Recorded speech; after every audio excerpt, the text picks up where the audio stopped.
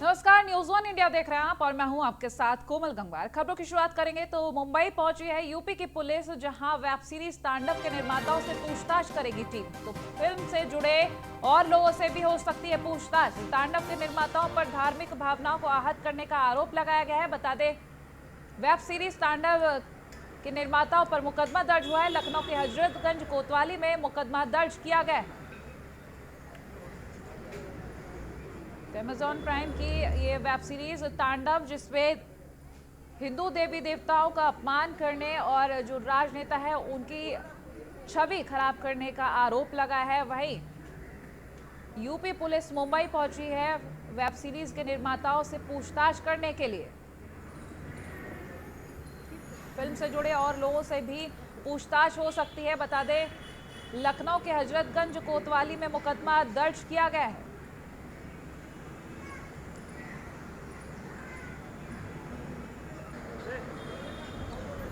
तांडव web series, जिसको लेकर हिंदू धर्म में खासतौर पर नाराजगी दिख रही है। अगर हम यूपी के सीएम योगी आदित्यनाथ की बात करें तो उन्होंने भी अपना गुस्सा जाहिर किया है और साफ तौर पर उन्होंने कहा है कि हिंदू धर्म, हिंदू देवी देवताओं का अपमान बर्दाश्त नहीं किया जाएगा। साथ ही जांच के भी आदेश दिए। वहीं अगर हम बात करें महंत नरेंद्र गिरी की, उन्होंने साफ सीएम योगी से बात कही थी कि कार्रवाई की जाए। तांडव वेब सीरीज को बैन करने की भी मांग की गई थी। साथ ही एक्टर, एक्ट्रेसेस, निर्माताओं, लेखक, इन सभी के खिलाफ सख्त से सख्त कार्रवाई की मांग की गई है। बता दें, तांडव वेब सीरीज में हिंदू देवी देवताओं का अपमान करने का आरोप लगाया गया है। तो एसोसिएट एडिटर ब्रजेश श्रीवास्तव हमारे साथ फोन लाइन पर जुड़ चुके हैं, उनसे जानकारी लेंगे।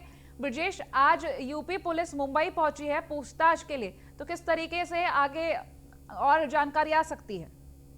देखिए, सबसे बड़ी बात यह है कि तांडव के आने के बाद जिस तरीके से हिंदू भावनाओं को आहत करने का आरोप लगा है, जिस तरीके से कई जगह पर इसके लेकर प्रदर्शन भी हो रहे हैं और लगातार बुद्धिजीवी और जो धार्मिक साधु संत है वो तमाम जो है विरोध प्रदर्शन कर रहे हैं। और उसी के बाद इसको लेकर के उत्तर प्रदेश में FIR की दर्ज हुई थी और अब इसको लेकर के उत्तर प्रदेश की जो पुलिस है वो मुंबई पहुंची हुई है।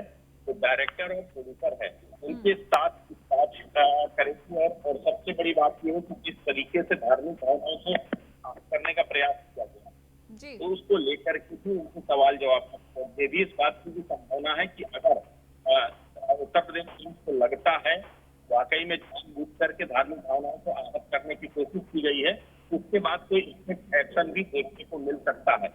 अब सबकी निगाहें इस पर टिकी हुई है कि आखिर किस तरीके से पुलिस कार्रवाई करती है और क्या जांच में किस तरीके से जो डायरेक्टर प्रोड्यूसर है वो सहयोग करते हैं। तो बेहद है लगातार तांडव को लेकर के विरोध हो रहा है, लगातार हर तरफ से जो है कड़ी क्रियाएं सामने आ रही है और ये साफ तौर पर कहा गया है कि देखिए जानबूझ करके ये हिंदू धार्मिक भावनाओं को आहत करने की कोशिश की जा रही है। तो ये अब पुलिस का एक्शन इस पर क्या होता है ये देखने वाली बात होगी।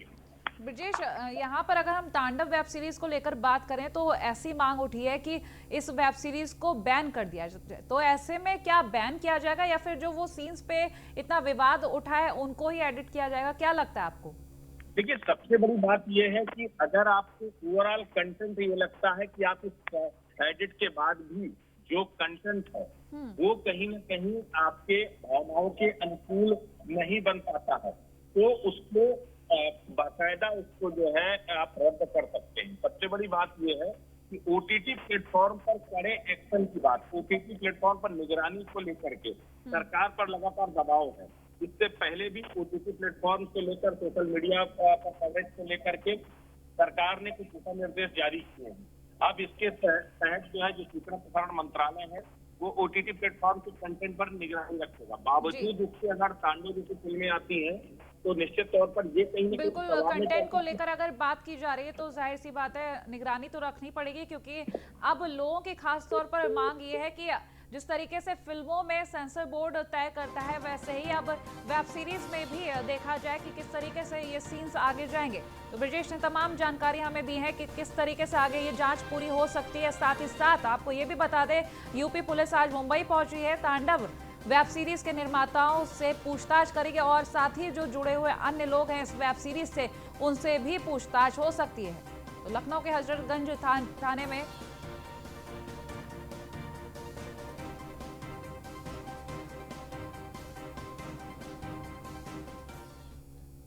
और अब हमारे साथ जुड़ गए हैं सीतापुर जिले के कंदुनी से समाजसेवी शरद चौधरी, जिनसे खास बातचीत करेंगी हमारी सहयोगी स्वाति चौरसिया। तो सीधा स्वाति चौरसिया के पास चलते हैं।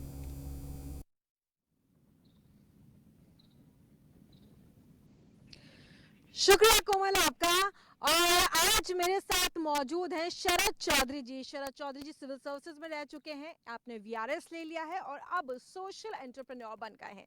भाई क्या है ये सोशल एंटरप्रेन्योर, इसके बारे में हम विस्तार से चर्चा करेंगे खुद शरद जी से, वो हमको जानकारी देंगे। आपको मैं एक संक्षेप में बता देती हूँ कि उन्होंने फिलहाल अपने इलाके का बिस्वा, जहाँ पे यहाँ रह रहे हैं, यहाँ के लोगों के उत्थान के लिए बहुत काम किया है, उनको रोजगार देने के लिए काम किया है।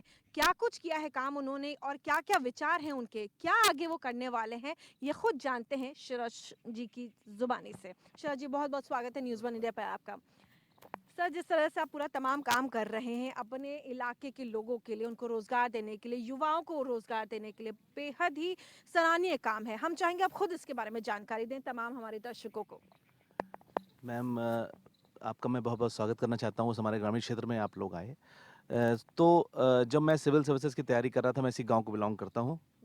तो मैं जब सिविल सर्विसेज की तैयारी कर रहा था तो मुझे लगता था कि ये जो सेल्फ सफिशिएंट विलेजेस की बात महात्मा गांधी जी ने कही, तो ये एक बहुत इंपॉर्टेंट चीज़ है, क्योंकि हिंदुस्तान के 80% जनता गाँव में रहती है और गाँव का जब तक विकास नहीं होगा तब तक शहर की तरफ माइग्रेशन बढ़ेगा और उसका कोई फ़ायदा नहीं है।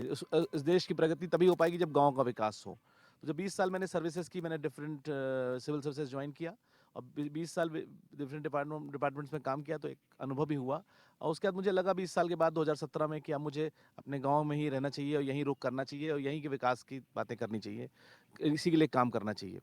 तो मैंने यहाँ पर आके कौशल विकास केंद्र एक खोला है, जो भारत सरकार की डिफरेंट स्कीम्स और स्टेट गवर्नमेंट की विभिन्न स्कीम्स, DDU-GKY, सीखो कमाओ जैसी स्कीमों को चला रहा है। और हमने करीब 2-3 हज़ार बच्चों का ट्रेनिंग कराया है, कौशल विकास कराया है और उनको रोजगार दिलवाया है। कुछ लोगों की ट्रेनिंग करा के उनको पुलिस में भर्ती करने में सहयोग किया है। ये सारी ट्रेनिंग सब निःशुल्क होती है, कोई भी इसके चार्ज नहीं पड़ता है। उसके अलावा मैंने इस गांव में एक खेलो इंडिया का, प्रधानमंत्री जी का संकल्प को उठाते हुए मैंने एक स्टेडियम, इंटरनेशनल साइज स्टेडियम का निर्माण करवाया है यहाँ पर। उसमें यहाँ गाँव के बच्चे अपना लीग बना के खेलते हैं, जिनको ओरिजिनल जो पिच है, ओरिजिनल जो ग्राउंड, उस पर खेलने का एक्सपीरियंस होता है। उसके अलावा मैंने एक 6 मेगावाट का एक पावर प्लांट लगाया है यहाँ पर, सोलर पावर प्लांट।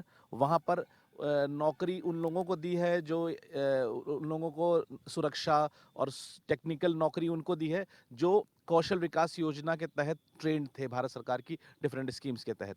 तो ये कहिए कि सरकार की ही डिफरेंट स्कीम्स को यहाँ पर किसी तरीके से दौड़ भाग करके लाकर और उनको यहाँ के विकास में काम किया है। मैंने 33/11 का सब स्टेशन के लिए ज़मीन डोनेट की है, 1 एकड़, और उससे करीब 100 गाँवों में बिजली का क्वालिटी अच्छी हुई है, बना है।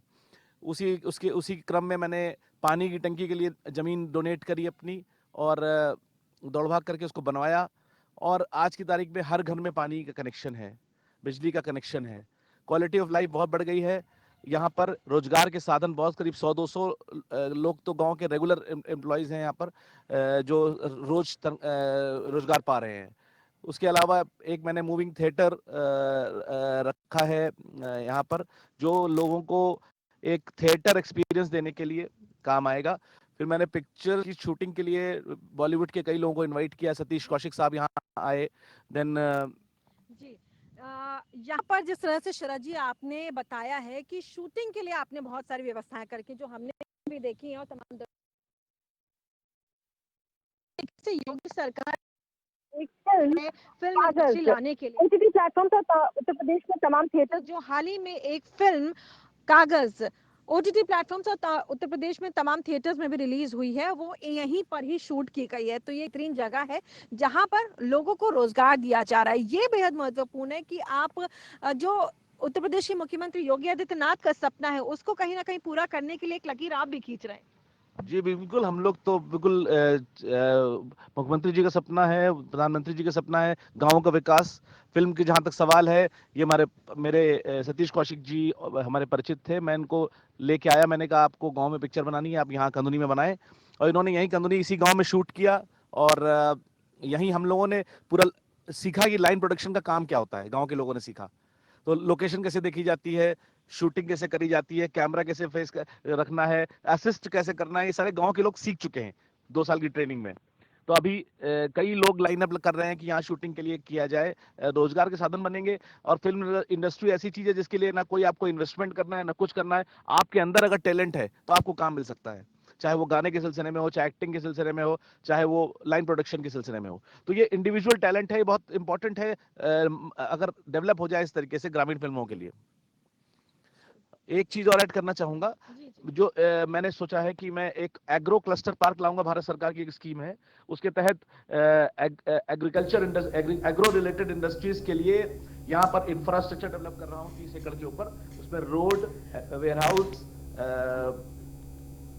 ठीक है स्वाति, बहुत बहुत शुक्रिया। हमारे साथ शरद चौधरी समाज से भी जुड़े हुए थे, जिनसे खास चर्चा की है स्वाति, हमारी जो सहयोगी है उन्होंने। खबरों में आगे बढ़ेंगे तो कल 2 दिवसीय दौरे पर लखनऊ जाएंगे बीजेपी अध्यक्ष जेपी नड्डा। बता दें 22 जनवरी तक लखनऊ में रहेंगे बीजेपी अध्यक्ष जेपी नड्डा। पार्टी नेताओं के साथ अलग अलग बैठकें करेंगे नड्डा, तो प्रबुद्ध नागरिक सम्मेलन को भी संबोधित करेंगे।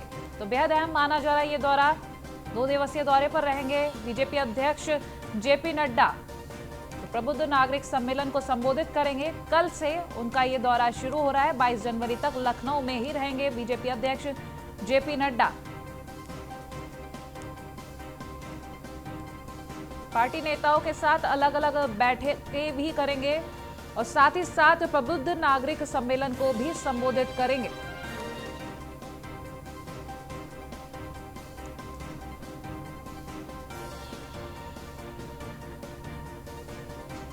तो क्या कुछ खास रहेगा इस दौरे के दौरान, हम आपको ग्राफिक्स के जरिए बताते हैं। प्रदेश पदाधिकारियों, राज्य मंत्रिमंडल के सदस्यों, अवध और कानपुर क्षेत्र के पार्टी पदाधिकारी, जिलाध्यक्षों, अवध और कानपुर क्षेत्र के सांसदों, विधायकों और सोशल मीडिया वॉलंटियर्स के साथ करेंगे बैठक।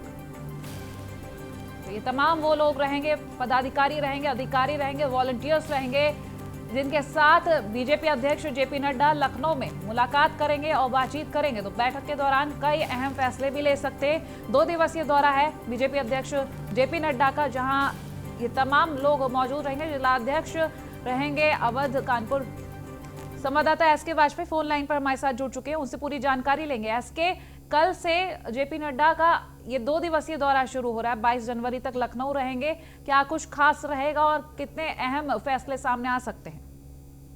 बिल्कुल, ये महत्वपूर्ण दौरा है बीजेपी के राष्ट्रीय अध्यक्ष का, जब वो लखनऊ पहुंच रहे हैं और कल वो लखनऊ पहुंचेंगे। कल और 22 जनवरी को 2 दिवसीय दौरे पर वो लखनऊ में रहेंगे। तो कई महत्वपूर्ण ऐसी बैठकें हैं जिनमें वो शामिल होंगे, जिसमें उत्तर प्रदेश बीजेपी के पदाधिकारी, जो मंत्री और साथ ही साथ अवध व कानपुर क्षेत्र के पार्टी पदाधिकारियों, जिलाध्यक्षों के साथ वो बैठक करेंगे। और उसके अलावा जो कानपुर अवध क्षेत्र के सांसद हैं, विधायक हैं, सोशल मीडिया वॉलंटियर्स हैं, जिनको सोशल मीडिया का काम भारतीय जनता पार्टी उत्तर प्रदेश यूनिट की तरफ से दिया गया है, उनके साथ भी अलग अलग बैठकें होंगी। और प्रबुद्ध लोगों के साथ में भी जेपी नड्डा बैठक करेंगे। तो सबसे बड़ी बात यह है कि ये महत्वपूर्ण बैठक होगी, क्योंकि अभी हाल में ही बीजेपी के 10 प्रत्याशी सदन पहुंच रहे हैं। हालांकि वो निर्विरोध पहुंचेंगे, अभी सर्टिफिकेट नहीं मिला है, लेकिन उनका निर्विरोध पहुंचना तय है। उन सदस्यों में किसको मंत्रिमंडल में शामिल किया जाए, उस पर भी चर्चा होगी, क्योंकि उत्तर प्रदेश में मंत्रिमंडल का विस्तार होना है। तो उसको लेकर भी जो प्रस्ताव यूपी बीजेपी कोर कमेटी की तरफ से तैयार किया गया है, उस प्रस्ताव पर चर्चा होगी। उसके अलावा हाल में होने वाले पंचायत चुनाव को लेकर पार्टी जिस तरीके से लगातार काम कर रही है,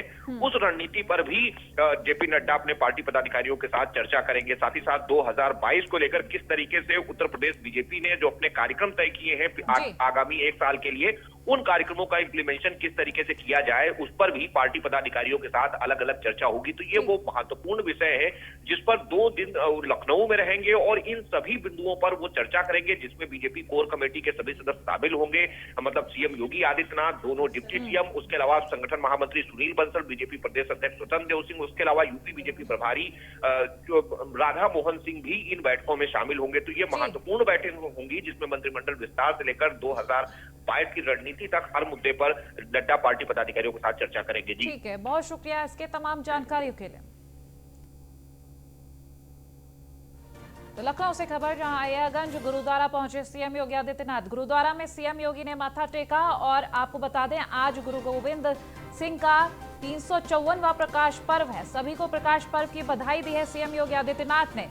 तो अय्यागंज गुरुद्वारा पहुंचे थे सीएम योगी आदित्यनाथ, जहां हम आपको तस्वीरें भी दिखा रहे हैं। माथा टेका इस दौरान उन्होंने, साथ ही साथ 354वां प्रकाश पर्व उसकी बधाई भी दी है। आज गुरु गोविंद सिंह का 354वां प्रकाश पर्व है और इसकी बधाई सभी को उन्होंने दी।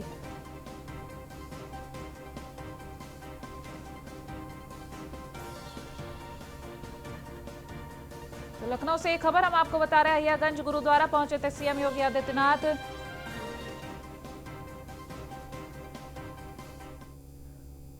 विशेष संवाददाता राहुल श्रीवास्तव फोन लाइन पर हमारे साथ जुड़ चुके हैं अधिक जानकारी के। राहुल, आज सीएम योगी आदित्यनाथ गुरुद्वारा पहुंचे थे। आज का जो दिन है काफी अहम है उनके लिए, साथ ही साथ उन्होंने सबको बधाई भी दी है इस प्रकाश पर्व की, और क्या कुछ खास रहा? देखिए, आपको बता दें कि गुरु गोविंद सिंह का जो आज पर्व है उसको लेकर आज सीएम योगी आदित्यनाथ पहुंचे हैं अय्यागंज गुरुद्वारा। वहां पर उनके साथ deputy CM doctor Dinesh Sharma है, कानून मंत्री है ब्रिजेश पाठक। वहां पर उन्होंने गुरुद्वारे पहुंचकर मत्था टेका है। वहां पर जो आज गुरु गोविंद सिंह का पर्व मनाया जा रहा है उसमें उन्होंने शिरकत की है। तो कहीं ना कहीं जो सीएम की आस्था है उसको लेकर, क्योंकि वो हमेशा ऐसे पर्वों पर पहुंचते हैं और एक बार फिर आज वो पहुंचे हैं। तमाम व्यवस्था के बावजूद वो गुरु गोविंद सिंह के पर्व पे सबसे जो पुराना आपका गुरुद्वारा है वहां पर वो पहुंचे हैं और वहां पर उन्होंने मत्था टेका। जी, ऐसे में आज का जो शेड्यूल, अगर हम सीएम योगी आदित्यनाथ के शेड्यूल की बात करें, काफी अहम बैठकें थी और काफी अहम फैसले भी लेने थे, तो उनके बारे में क्या, किस तरीके से जानकारी? देखिए, निश्चित तौर पर काफी अहम वो उनका है, काफी अहम उनका शेड्यूल है। उसके बीच में आज वो पहुंचे हैं। तमाम जो चीजें, चाहे टीम 11 की बैठक और शाम को जो तमाम उनकी बैठकें, उनके बीच में पहुंचे, तो कहीं ना कहीं जो उनकी आस्था है संघ के प्रति वो इसको प्रदर्शित करता है। इसी तहत वो वहां पे मत्था टेकने पहुंचे। जी ठीक है, बहुत शुक्रिया तमाम जानकारी के लिए। और फिलहाल बुलेटिन में इतना ही। देखते रहिए न्यूज़ 1 इंडिया। नमस्कार।